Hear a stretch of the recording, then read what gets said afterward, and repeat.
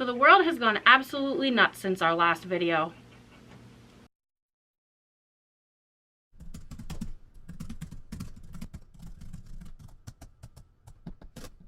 Earlier this year, Jojo and I helped save Australia. Okay, we did. Now it's time for us to help save the world.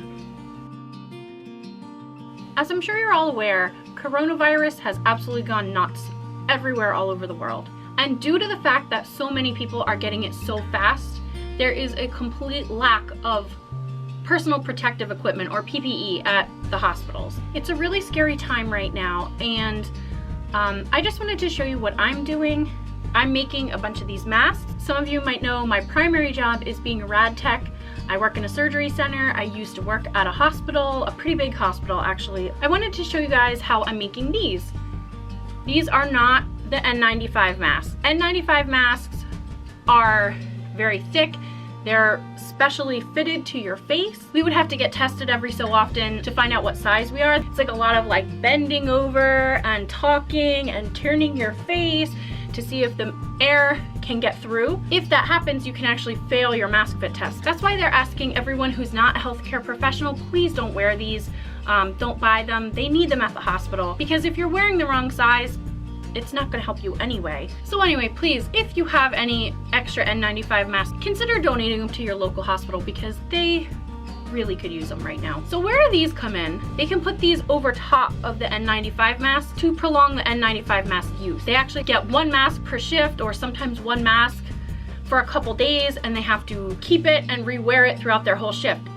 These masks are meant to be disposable, one per patient. So the fact that they're being used for an entire shift or multiple days, it's really crazy. So this is what we're gonna do. We're gonna make a bunch of these, and we're gonna donate them to the local hospital where I used to work. I'm gonna try to keep all my friends in radiology safe. Let's crank a bunch of these out. You will need 100% cotton fabric. Remember, guys and girls will need these. Rotary cutter or scissors, a ruler, elastic or ribbon, pins or clips, and your pattern. Cut a piece of paper to 6 inches by 9 inches. I've made a 7-inch mark on the pattern for the elastic. I'll show you what to do with this in a little bit. Grab your iron and go to town. After you're done ironing, just keep folding the fabric in half. Smooth everything out after each fold. So I'm gonna fold it one more time. My fabric was wide enough that I could fold it 3 times. I'm checking to make sure I can get the most pieces out of the pattern placement. Line up your ruler with the edge of the pattern and cut along all sides.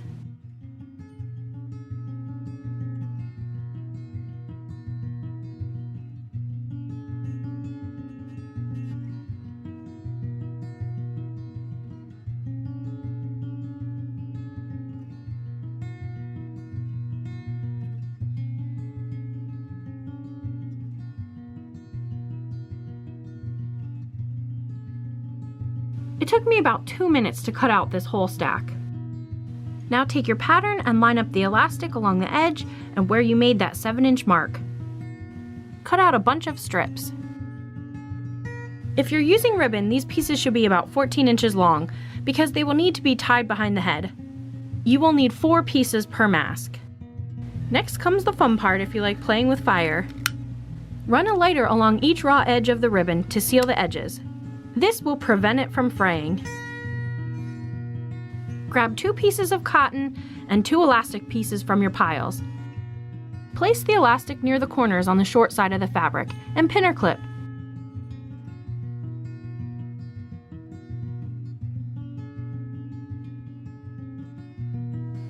Make sure the elastic isn't twisted.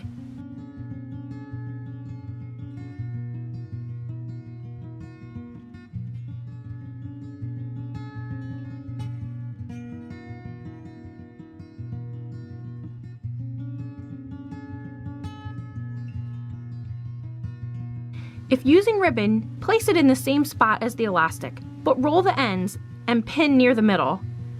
That's so they don't get caught when you are sewing.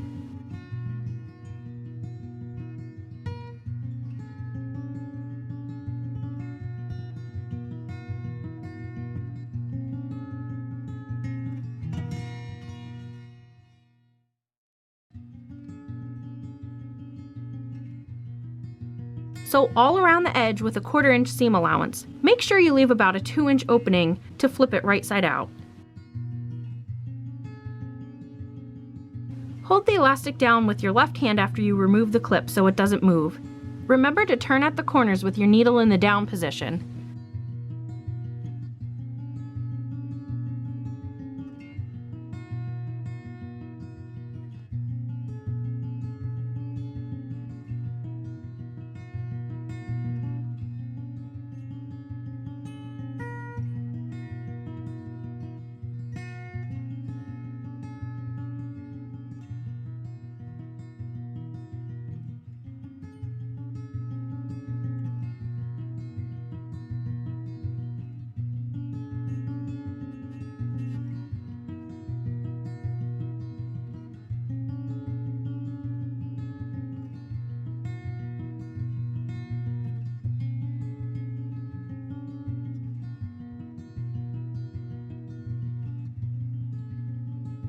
Grab the next mask pieces and do the same thing.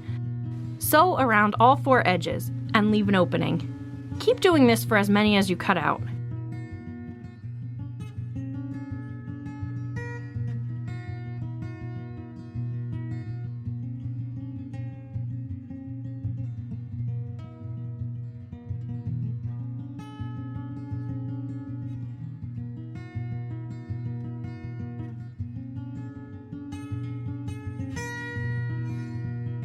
Once that is done, cut the strings and flip right side out.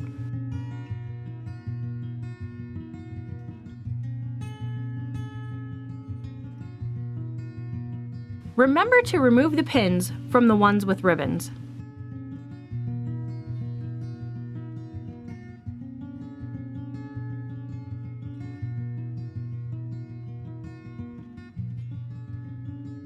Iron everything flat. Make sure not to get the iron too close to the elastic or ribbon or it will melt. Trust me on this one. Now I just eye up where I want the pleats. The sides end up being 3 to 3.5 inches when done. The pleats help you form the mask to your face. I made a few different versions and I liked it with 2 pleats better. Iron them down and pin to hold in place.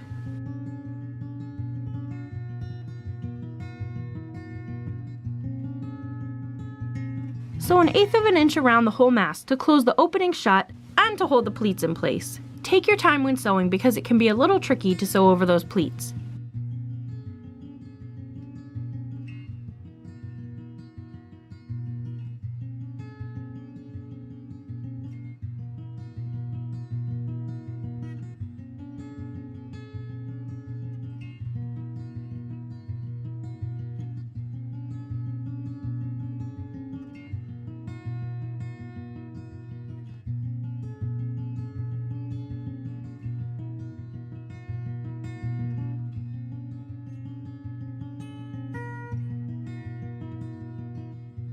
This is the fastest way I know of to whip out a bunch of masks in no time.